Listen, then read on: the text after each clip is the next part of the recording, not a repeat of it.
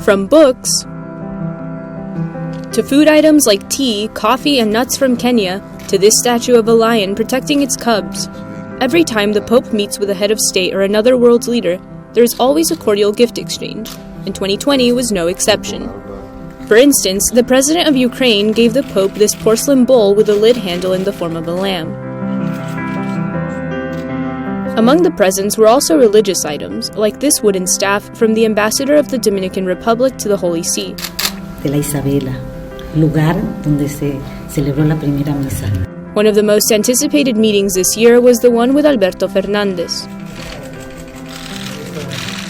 The new president of Argentina gave his compatriot, the Pope, a handcrafted woven piece made by people with disabilities. He also gave him books on coffee shops in Buenos Aires and a statue of the slave Negro Manuel, who discovered the sculpture of Our Lady of Luján. In a year so deeply impacted by the COVID-19 pandemic, the Pope also received several practical gifts to address the global crisis. The president of Slovakia, for instance, gave him thousands of coronavirus tests provided by Slovakian scientists. She also gave him a modern image of Our Lady of Sorrows, patroness of her country. He also met with 4 Italian siblings, all nurses, who during the most difficult moment of the pandemic brought the Pope 2 gifts, their work scrubs, and a so-called box of tears. Abbiamo raccolto le lettere dei pazienti. We collected letters from patients and healthcare workers, recounting their experiences during the pandemic. These represent their tears.